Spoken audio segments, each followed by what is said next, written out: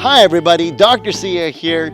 In this video we're going to talk about optimism. Yes, you heard it right. We're going to talk about this thing that when some people have, it's really annoying. They just walk around with their rainbows and unicorns all the time, and it's really annoying to some of us. But at the same time, who doesn't wish that they could be one of these people with unicorns and rainbows and life is always beautiful type attitudes? I mean, I sure know I do at times, and well, I'm hoping that if I do, then it might mean that there's some people out there who's curious about this idea of optimism too. So let's get started.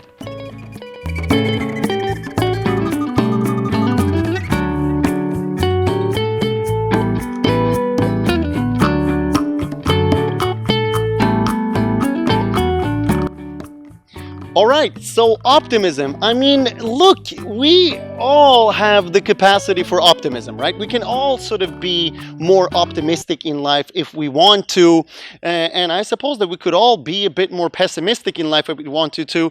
So, but before we get too much into the thick of it, what is optimism? You know, like what is your definition of optimism? What is my definition of optimism? Well, I'm going to define optimism like this. I'm going to define optimism as if it's not absolutely clear what's going to happen, will you go for the optimistic, so the good outcome, or the negative outcome? So I don't mean that if someone's holding a gun to your head that you're going to be thinking in that moment that, yeah, I'm not in a dangerous situation here. I mean more so like, you know, the outcome isn't clear. You're standing at a point, right? And you could go left or right. It doesn't matter. You don't know the outcome. Will you have the idea inside your mind that, look, no matter what I do, it'll be bad? Or will you have the idea that, well, at least one of these roads will be the good one to take, and there's a 50-50 chance here? I'm talking about when, you know, outcomes are not 100% clear. Will something in your mind tell you that, yes, it might be good things happening? Or will something in your mind tell you that with equal and much evidence for bad and good, the bad will happen? Or if there's equal and much evidence for good and bad, will the good happen? So this is the definition of optimism, that optimism just tilts us ever so slightly towards the good, saying, well, if everything is the same, if there's just as much evidence that it's going to be a bad outcome and just as much evidence that there's going to be a good outcome, well, optimism is we believe in good. We believe in the better outcome. So that's how I'm going to define optimism here. So now that we know what the definition is, what do we do with optimism? Why would we have it? I mean, why in this crazy world would we have a situation where we stand there and things could go really poorly for us, but we would still believe that a good thing could happen? You know, like I'll give you my version. There was this one time where, for example, where I was optimistic, I was going to say, where, for example, I was studying for an exam and I started studying way too late. I started studying way too late for that exam. And I thought to myself, it'll be fine. I'm going to do fine. It's going to be great. I always do great on exams. It's going to be real great. I'm going to be fine. And, you know, I wasn't. I wasn't fine on that exam. I had started just way too late. And that's when I think I went from sort of optimism and I tilted into, you know, just blatant denial. And that's also something to think about. You know, when I think back at that, I'm like, was there as much evidence that I was going to do well as I was going to do bad? No, actually, there was a lot of evidence saying that I'd already screwed that exam up. But there you go. My optimism turned out it was a failure at that point, and maybe some pessimism would have helped. But then I think, would pessimism have helped even in that situation? What would it have done for me? Maybe I wouldn't have sat the exam. Maybe I wouldn't have gone all the way to the hall. Maybe it would have spared me a bus trip at the time. Maybe. But I mean, I don't know. I don't know if it would have been worthwhile to have pessimism in that moment there. You know, it's like maybe in the end, the optimism at least got me sort of feeling good before the exam. I don't know, but I can tell you one thing that happened afterwards. Next time when I sat that exam, I was optimistic that I could do better. That I had. You know, I had this idea that, yep, I can definitely do better next time. I can study more for this. I can achieve better. And again, if you think about it, this was quite early on in my studies. Like I'd sat probably just as many exams that I didn't do that well on as exams that I've had done well on. So yeah, the scales were pretty even by then. But optimism really did help me then, because with optimism came this belief that I can do it, that I can do better, even though I hadn't done very well so far. With optimism came this idea of, okay, what are the things I can change in the world right now? What are the things I can do something about? And I did something about those things. There were like things like I could stop going to as many parties, so I didn't go to as many parties. Um, there was things I couldn't do about, like my level of intelligence, the fact that I had to study harder than everyone else, it seemed like, and that I couldn't do anything about. So I just, mustered through that. I sort of just managed the emotions around that. So I think that's another part of optimism. Optimism just tells us, okay, well, you're going to have sort of a positive way of looking at things, but it's not going to tell you how to solve your problems. It's not going to tell you what to do with things. We still have to use sort of problem-based strategies or emotion-focused strategies to deal with things. But anyway, so I thought, what are the situations that happen for people where we're often getting stuck and thinking pessimism comes for us?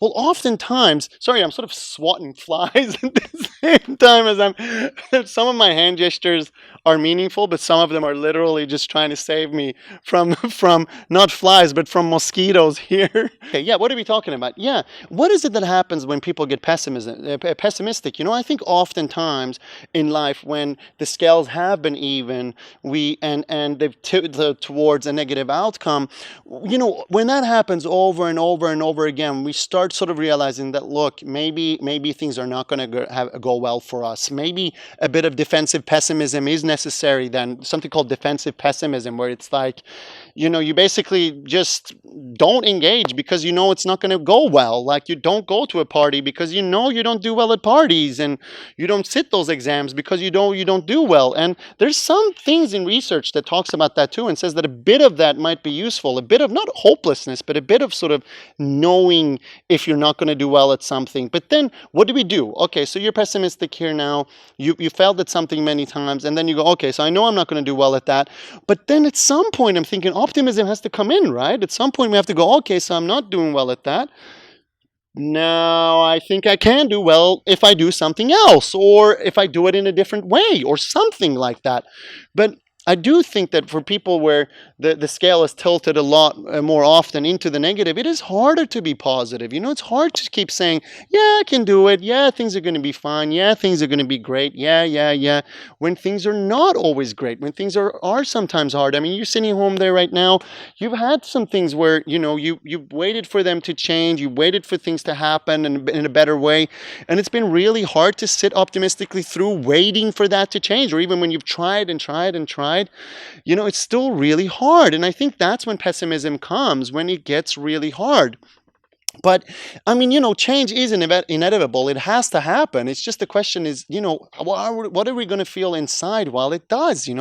Can we sit with some form of positive energy, hoping for things, wishing for things, striving towards things, or even setting goals towards change? Or is this thing that comes in, the pessimism just says that it doesn't really matter? And I think, well, if that's the case, if the case is that there is something we can do about it, then maybe we can do something right now. And one thing that we can do towards becoming more positive just right now is just closing our eyes and just imagining a better outcome. If we can just close our eyes and just imagine that better outcome. Again, if the scales are even, right? If the scales are even, I'm not talking about someone holding a gun to your head and you imagining that that's not what's happening. I'm talking about if the scales are even. You've studied for an exam, you've given yourself enough time, you've given yourself the opportunity to do well, but of course, you could also not do well. In that moment, we can just close our eyes and just imagine that we do well, right? Just imagining, a little bit of imagining that we actually do well can just be enough to tip our minds over into this idea of optimism. And once optimism comes for us, we know that if it's not naivete, if it's not denial, if it's not just blind or blatant sort of disregard for your actual capacities, as it was in my situation with my exam, if it's not that, then we're looking at something that is possibly useful. And if it's useful to us, and it's beneficial to us, and it's healthy for us, well, then we should and we could use it if we want to. And I think that if it is, then we might as well. I hope you enjoyed this video about my rant about optimism. I hope that you find situations in your life where you've been able to be optimistic about things where maybe pessimism could have been there instead. I really look forward to hearing what you have to say about it. What are your thoughts about optimism? What are your thoughts about when the scales are even, and the way that your mind has helped you? Has defensive pessimism ever helped you? This idea ever been useful to you? Has optimism ever been useful to you? I'm really keen to hear about it. I look forward to seeing what your comments are. As per usual, please like and subscribe, and also press that bell button. I've learned about this bell button that's down there. You press it and sort of it updates everything that happens on the channel. It says ding, and then you know, oh, Dr. C has uploaded a new video. I'll go and check it out over dinner or before I go to sleep or wherever. I don't know. I tend to watch my YouTube videos just before I go to sleep, or like during, sometimes when I'm eating dinner by myself and there's no one else there, and I'm like all by myself. Put on a YouTube video. I don't know when you use them, but anyway, if you press that subscribe button and that bell button, then I might just pop up while you're having dinner. Oh, ding! Optimism, you're not by yourself. All right, I'll see you next time.